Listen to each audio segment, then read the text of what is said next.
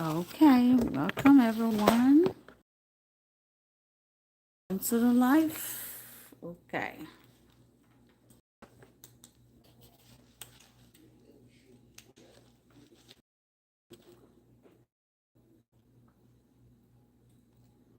let me look for, let me check the light.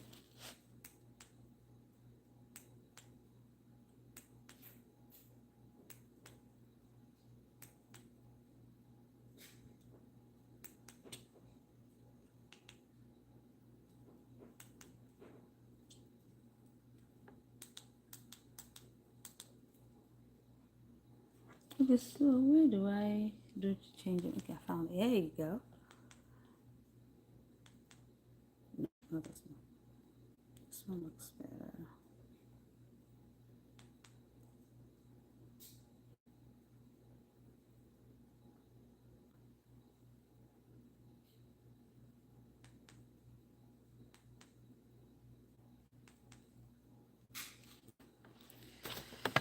Okay, hi everyone.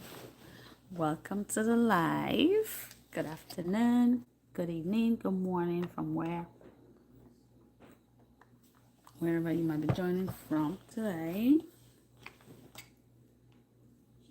Okay, so let's get some things. Um, let's get some things ready.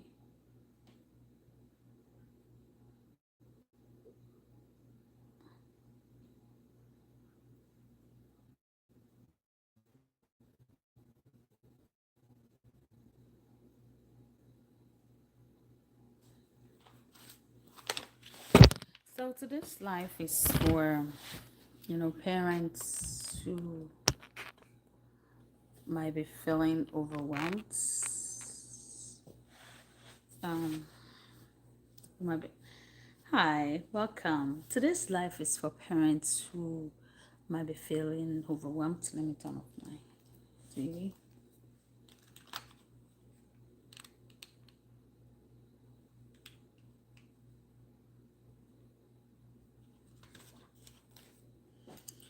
All right, so today's live is for parents who might be feeling overwhelmed after their child's diagnosis. And I'm here to, you know, I get it. I've been there myself. I felt overwhelmed, frustrated, perplexed. What other words can I use? Drained. Especially at the beginning, of course, after the diagnosis. So it was really a time that I had a shift.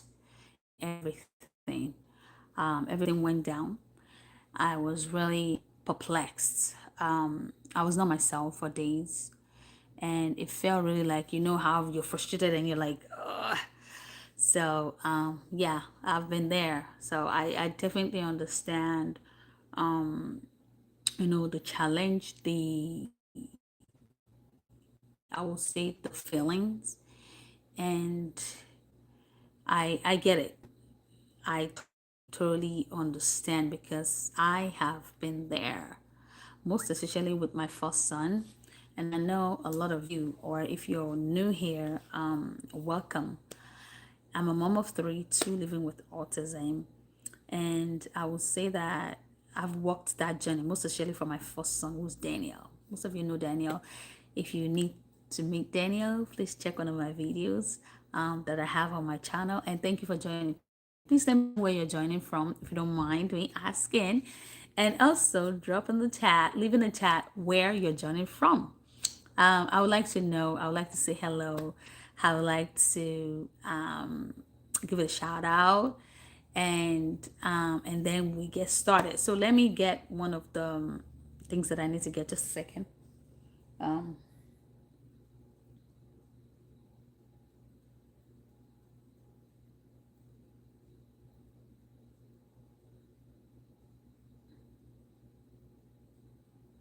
yes, so thank you. So I'm back. So when I remember when I newly had the diagnosis from the developmental pediatrician, my heart really sank. I felt really upset, annoyed, and I don't know. The feelings, it was a different thing entirely after the nurse practitioner said to me and say, luckily I was with my mom.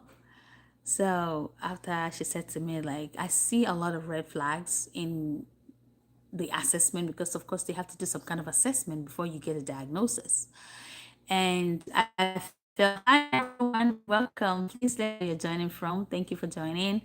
I felt really upset, and thankfully my mom was there with me because I don't know what would have happened. Probably I would have passed out with a toddler. But I felt really I was not happy at all.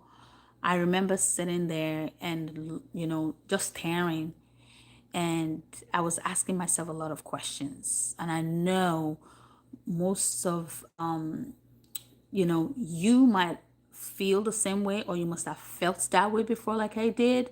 You have that feeling of, so what's next? What do I do? I don't know what to do with my toddler. I don't know how his future gonna be. I have no question. But as a parent, especially as a mother, the first thing that comes to your mind is my child gonna be okay, right? And I felt the same way too. Like, how is Daniel gonna be? How is he gonna function? Is he gonna be like that's always like normal kid? Like, that was some of the questions that I got for myself. The pain, I don't know how to describe the pain, but if you have been there, and they tell you something different about your child, imagine that pain. But this one is much more deeper, and you're sitting there just thinking a lot. Is it because of bad parenting? Is it because I didn't? Then a lot of guilt will start coming into your mind, into your heart. You have a lot of things that will come into your head and saying, maybe you didn't do this better, maybe you didn't do this better, maybe you didn't do this better. Thank you for joining. Please let me know where you're joining from. And I questioned a lot. I had a lot of questions on my mind, and one of it was, did I not feed? I breastfed Daniel. I breastfed my son, so I was like, okay, so he had all the nutrients that you're supposed to get from a mom, right?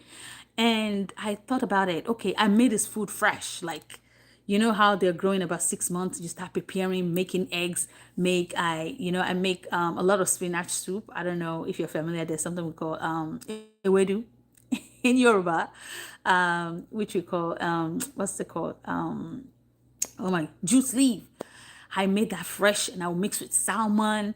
I will make a lot of very nice food for him from scratch. It's not like I will, those ones that are made from the stores. I didn't buy that. I made most of his food by himself. And then when it comes to fish, I know the ones to buy, like mackerel, like what's the name of this fish?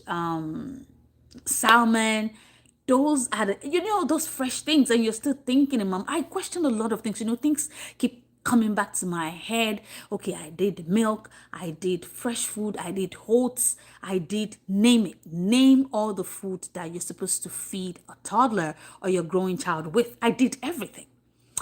And now, sitting right in front of the nurse practitioner and telling me that now your child has autism, I question a lot of things. Like, God, why me? That's one of the things we do ask. Like, God, why me?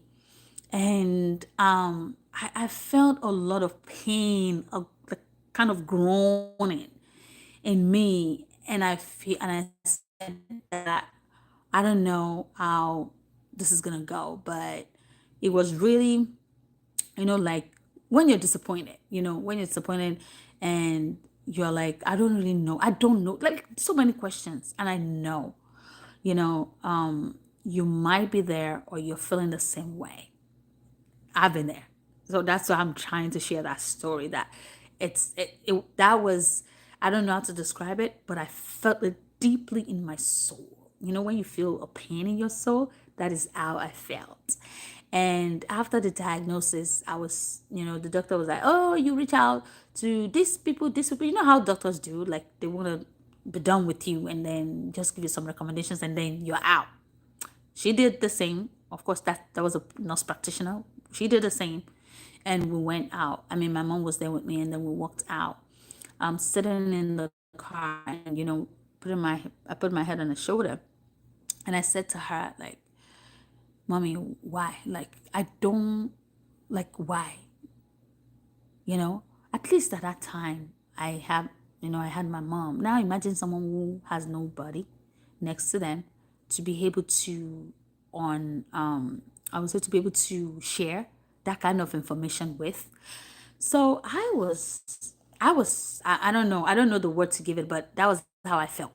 Now, moving on, and then while driving home, I was still trying to process the whole thing, trying to think about, okay, what do I do? Is it to get speech? Is it to start with therapy? Is she, I mean, even though at that time Daniel already started with early intervention, early intervention, let me quickly explain what early intervention is. Early intervention is a state program kind of delay and they need some kind of support in the home or at in as much as they're not three yet, that need some kind of support. So for early intervention, you can get like services starting from, let's say, speech. You can get OT. You can get OT is occupational therapy, speech, or PT, which is physical therapy. Each of this therapy addresses some skills, right? For OT addresses something like sensory, you know, PT assess is for fine or gross motor skills. Speech, of course, is for communication, any form of communication, be it gestural, be it with an AAC device, which is augmentative alternative communication device, or even with speech therapy. So, and the DI, of course, the play-based, skill is what they address. And sometimes it depends. OT also can also address the activities of daily living, which we call the ADL. So for each of these services, if your child is not three yet, they access it through early intervention. But once they turn three, then they move on to the school district or the place where or the school generally, wherever you may live. But that I'm talking about US, but please check what is applicable for your country. Now, for the US, after you're done with that, getting those services and you move to school, that's a different ball game entirely. I'm telling you. Now, when when we moved to the school district part, it was really, kind of dilly-dallying and trying to figure things out. I don't know if it was because of the school district that we were at that time, because there's a with school district, it's a lot. That's another information to unfold entirely. That with school district, that's another thing to unfold. But I just want to say that, moving from early intervention to the school system, it's something different. Now, when it started school, we will start going back and forth, back and forth. Even as at that time too, I was still going through some kind of denial because they told you that your child has autism. You're still trying to process. Okay, so what do I do? Where do I even go from here? That will be the first question. And especially as mothers, we always think ahead. Like, okay, so what do I do? Like, what am I supposed to do? You wish you have someone hold your hand and say, okay, I can walk by your side to help you. You wish there are a lot of wishes. Like, I wish someone can literally just change everything about the diagnosis. I wish somebody can just say, hey, okay, I'm here to support you or help your child. That is one of the things that I wished for at that time, right? Please let me know where you're joining from. Thank you for joining. Please share if you're able to. So this is something that after I did that part and we moved to the school district, like I said, that was a different thing entirely. I was going back and forth from work almost every morning, seeking for asking to talk to the case manager, who was never available. Like that was, I said, that's a different story entirely. And I would leave my work because I used to work in the school at that time, and then I would go to the school where my son was at that time, and the case manager either was never available, or something. There's always something. And I figure out in that time, like, what does this what does this even mean for the future of Daniel? What does it mean, right?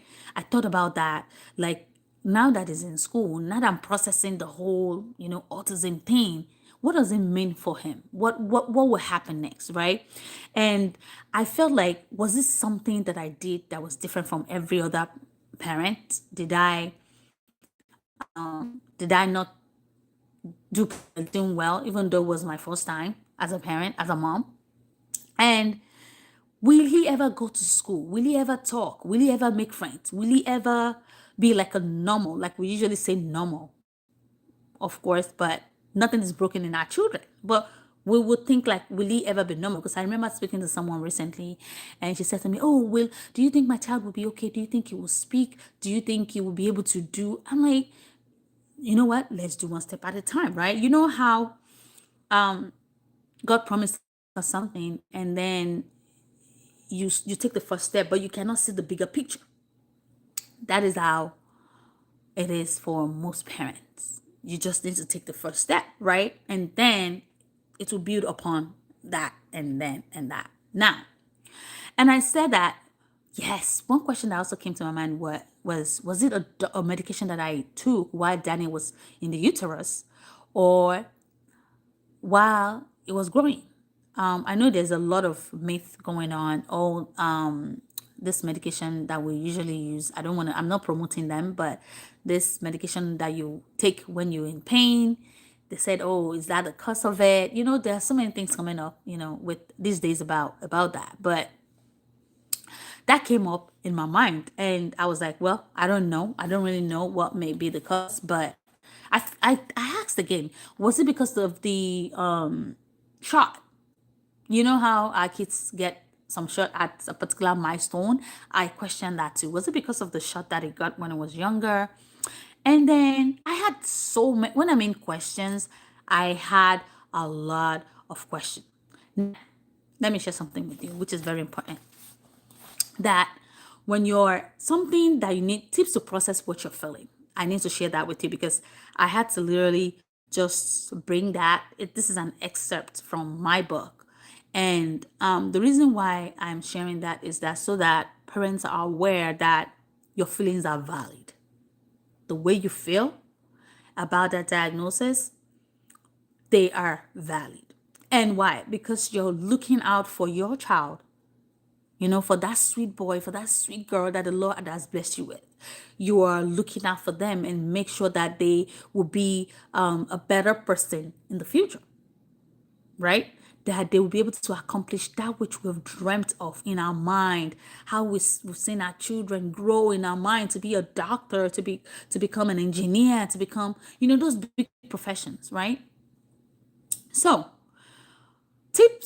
one tip, I will share like two tips on how you can process that feeling that you are feeling right now, is to write it out. If you're that person that writes, that loves to journal, that loves to put things down, you may be surprised at how many things you will write down.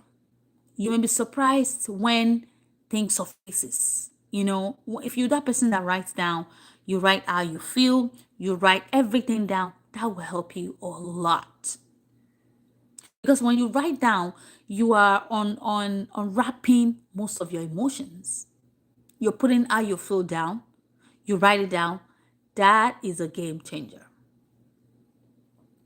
Another thing that I also want to share with you is talk to someone. Find someone that you can talk to. Now, this is something that you cannot manage by yourself. Remember when I said that I went to the place, to the nurse practitioner place for my son's diagnosis? I went there with my mom. If you have a family member that can go with you, if you have like a friend that can support you when you go there, just make sure that you have someone that you can talk to, someone that you trust, someone that can support you and your child. It's good to have someone on the journey. A friend, a therapist, Even fellow autism parents too can help you unpack some of the thoughts, can help you process some of the thoughts, can help you think, take a pause, also can help you, even prayer can help you pray. Because at that moment, I'm telling you, prayer will be the last thing you remember to do. You know, when we're in those kind of situations, sometimes prayer is the last thing that you want to do that comes to your mind. But you want to have that person that is by your side that'll be able to pray along with you. Say, hey, how can I help you? Sometimes that will make a difference. Sometimes that will be the game changer that you need. Sometimes that will be something that you feel like it's gonna go a long way. Sometimes having that person to lean on will will will change everything for you, and it will help you manage those emotions and make you know that now, or set your mind ready and say, now I'm ready to walk the walk. That could be something that you need, right? Another thing is, don't rush to fix everything, because number one, you're new to this. Number two, you're still trying to process the whole thing. You're still trying to see how you can support your child. You're still trying to see how did this diagnosis come by. You're still trying to see what manner of parenting or what did I do wrong, right? So don't rush to fix things. This is a journey. It's not a race. It's a journey that you have to walk and take one step at a time. One step at a time. And I shared earlier that if you're walking that kind of journey, it's like God's promises. God is saying do something, you don't see the bigger picture. But when you take the one step, the first step, you will see that you've completed the one step and you're moving on. You begin to see so many things unwrap, so many things unfold. So it's your journey. It is not a race, and you're not in competition. So take one day at a time. That is very important.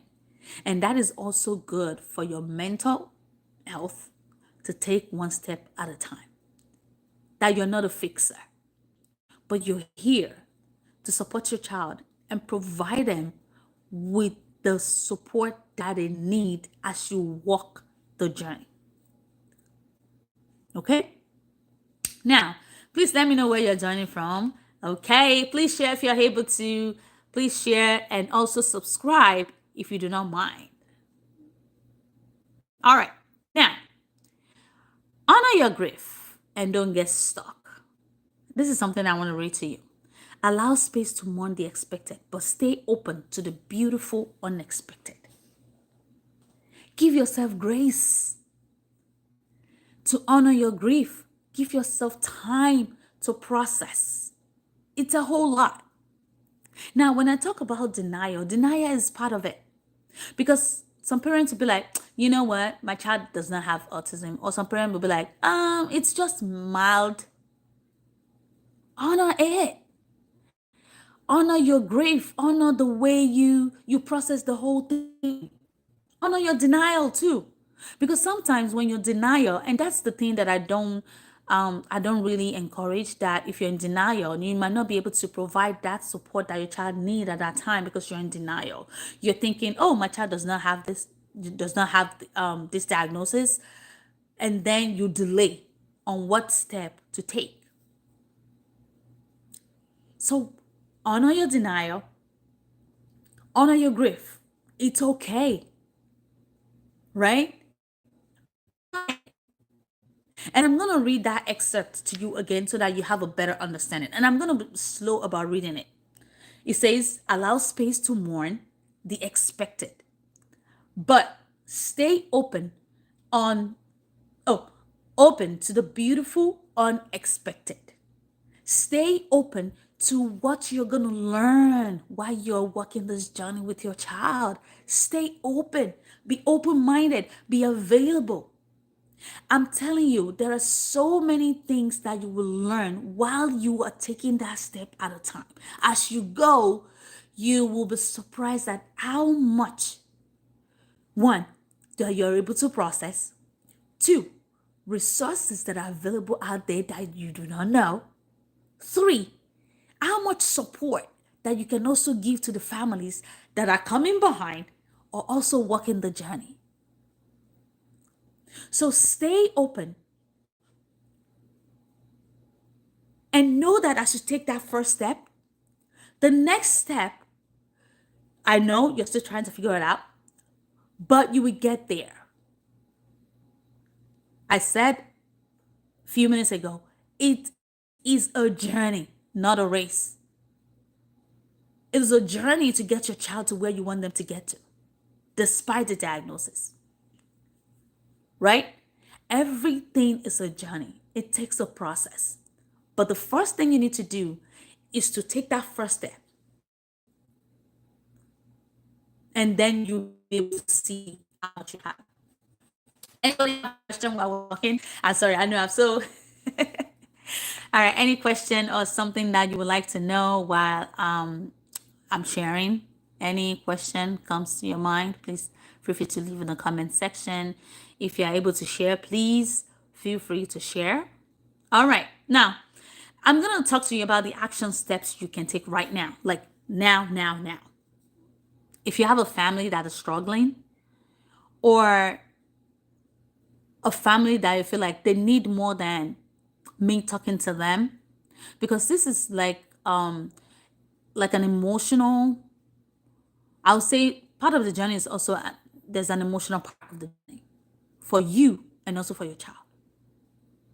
But if you have any family that they're still struggling, still trying to process, still trying to take the waters, please reach out or leave a question.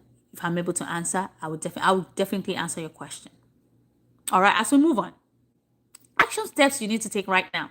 And look, this is what I'm reading from. That's my book, Becoming Resilient. Right? That's my book. So this is the back of the book. So this is part of the journey that you need to. All right, we're back. Now, all right, can you hear me? I guess it's a network, but I'm back. All right, so this is part of the things that you need to do while walking the journey. Now, action steps is say it loud, say it out loud. My child is autistic, and that's okay.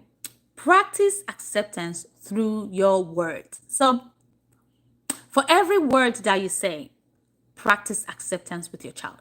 Now, I mentioned at the beginning that your child is not broken. Your child is not broken. So, you're not trying to fix that child. But practice acceptance using your words. The next thing you're going to do is join a community or a group. Really a game changer for me. That is a game. When I mean it is a game changer that I think people need to tap into. Networking in this journey is very important.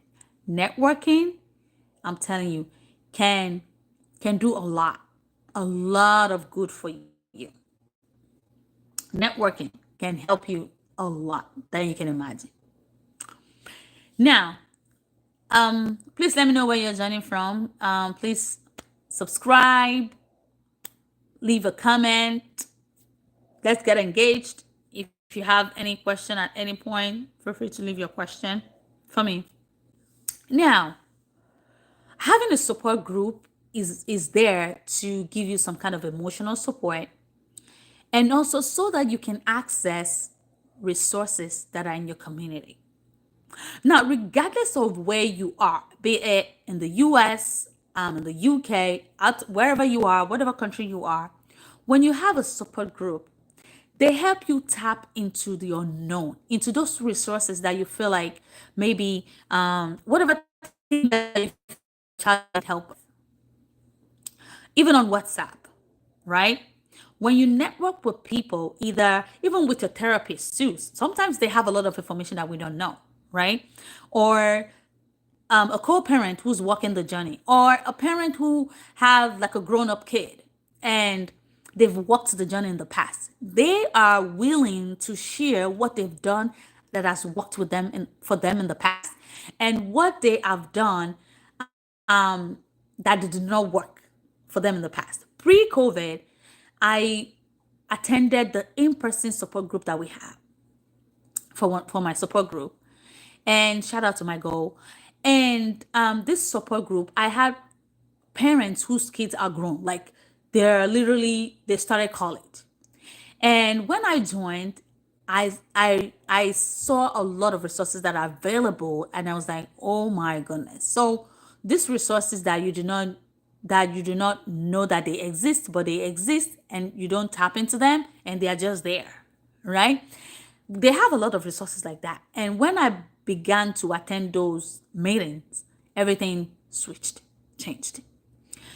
So that is the power of having a network or in a community that you belong to, be it on Facebook, be it on Instagram, be it on WhatsApp, whichever one that works for you, please go ahead. Support groups are great resource that you need to really look into.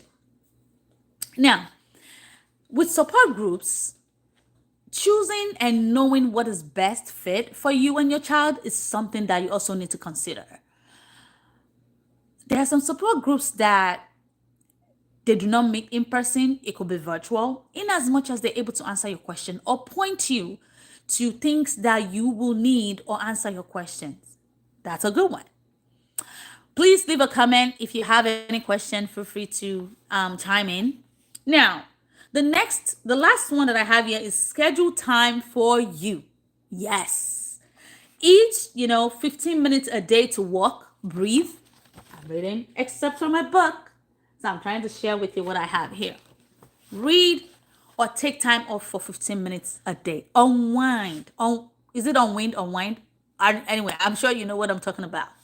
Take time for yourself. I cannot overemphasize that. Now, the reason why you need to take care of yourself is number one, for your mental health. Mental health is a big deal. Because when you are well rested and you take that time for yourself, it helps you process a lot of things and think about, how can I support this child? But when you're overwhelmed, you're going to be cranky. And then when your child sees that, it might not rub on them well. So that is why you need that break, you need that time, you need that moment for yourself to take a break. Even if it's taking walks, taking short walks to a nearby park, walking, just take a break from your home, from where you are, taking a break, taking short walks, going out with a friend, taking sips, going out to ladies' dates, going out to church, going out, whatever works for you and your family. Taking that short time will help you a lot. I guarantee you. Because it is really a lot of supporting your child for 24 hours without a break. It's a lot. So when you take that 15 minutes, it could be more than 15 minutes. For us, at the beginning of our when we had the diagnosis for Daniel, at the beginning it was kind of hard because we didn't have any help, which I definitely understand. No help, no support. But along the way, we found a resource like a respite program that really works for us. We still use it. And you don't have to pay a dime. In case you're just thinking, oh, how much do I need to pay? You're not paying. Yeah. And that's one of the resources that I said that parents need to tap into. It's there. It's like the state, they have it. It's part of the program that the state have for kids with developmental disabilities, because they know that you need a break. They know. Taking care of a child with a disability, you need a break. So respite services can be something that you really want to tap into. Either you take a day off, if you're able to leave your child for a day. Some people cannot do that. But taking a day off, like I said, taking walks, going to the beach, going to, if you're able to attend events, very good. Going to the store, Some people find some kind of therapy going window shopping. Everyone, you have what works for you.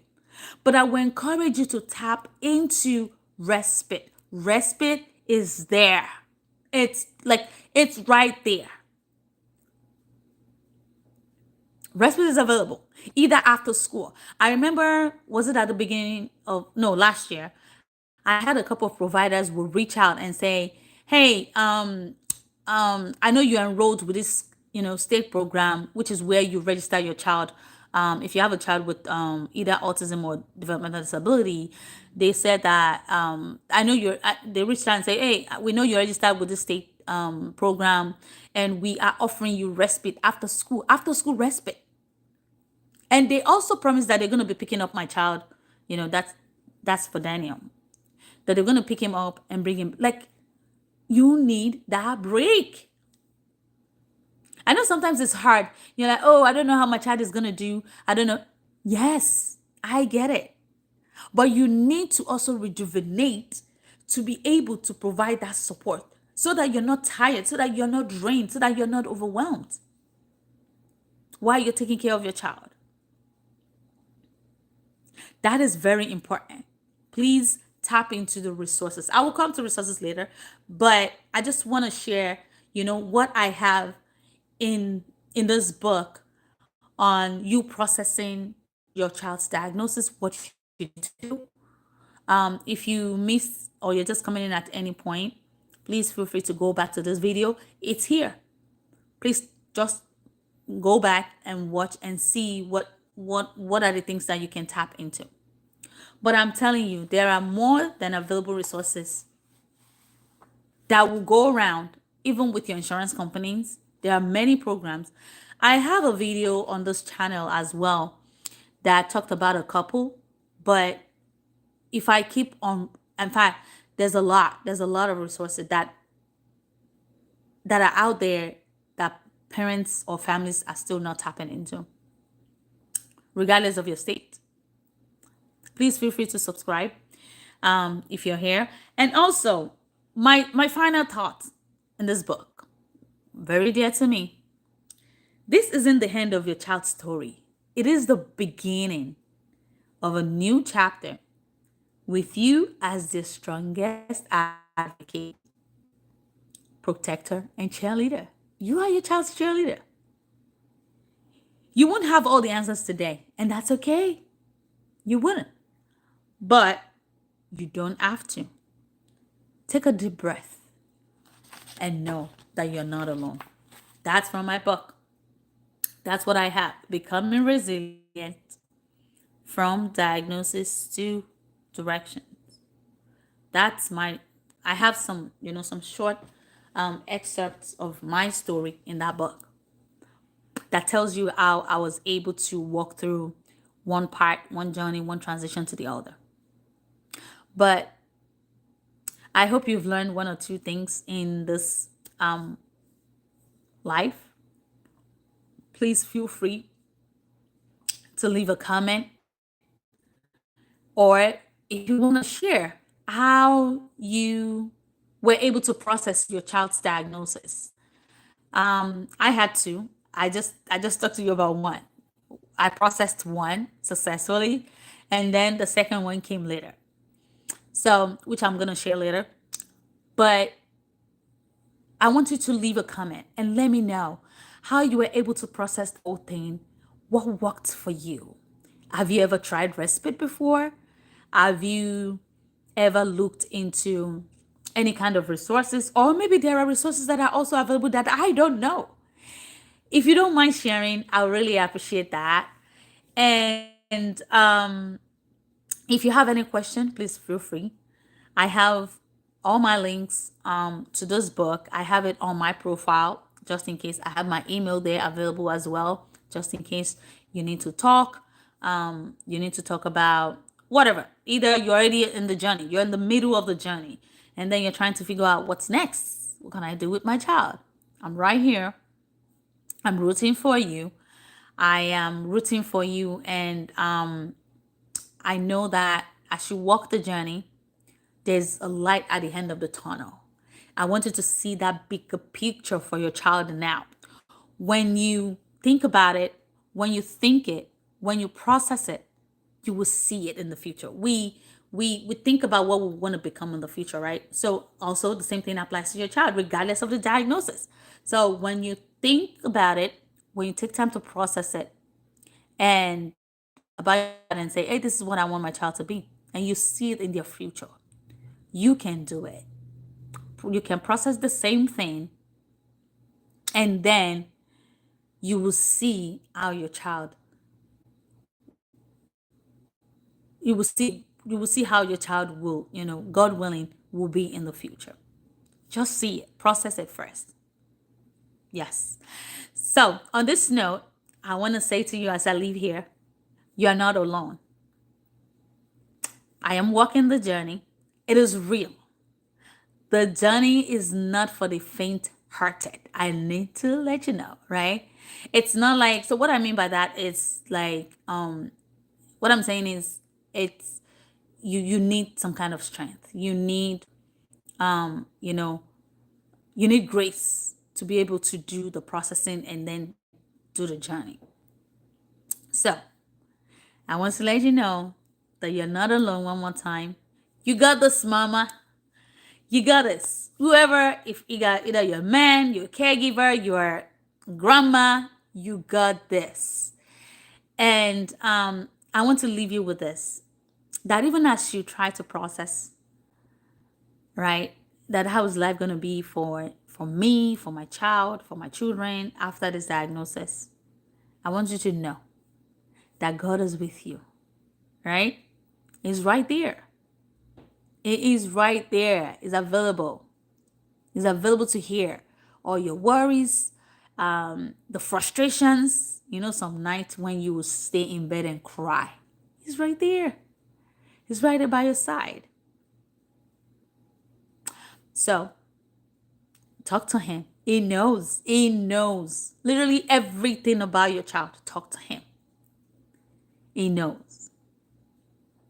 Any question at all? So I'm gonna leave like 1 or 2 minutes to answer your questions. I'm right here. If questions from me, anything that you notice or anything you've done in the past that has worked for you, I am more than happy to. I don't think I see any question on my live right now. But I am okay. But I am open to also learn. Uh-oh. Okay, I know why my video goes like this. All right, so please feel free to like, to share, to subscribe. If this video has been a blessing to you, thank you for joining me on this live. Until I come your way, I think I may come live tomorrow, and tomorrow is weekend. Tomorrow's Saturday. I may come live in the morning. Yeah, I think that would be a good place. Maybe I can share another chapter in the book, and then we can take a look at this, together and talk about everything, um, you know, about the book. But I'm sure you're gonna find this book helpful. Maybe I can show you again. You can find it on Amazon, Becoming Resilient from Diagnosis to Directions. A true mom's journey to clarity and support. Yes. So that is what I have here for you. I hope this video has been a great blessing to you. And I will see you tomorrow morning Eastern, which is Northeastern time. Yes, I'm in the Northeast. And I will see you then. Please bring all your questions tomorrow. Bring all your concern. Leave them in the comment section. And whatever thing you think you've tried that has worked for you, or you want to share about your child, please feel free. We're working this journey together. Until I see you then, stay blessed and bye-bye.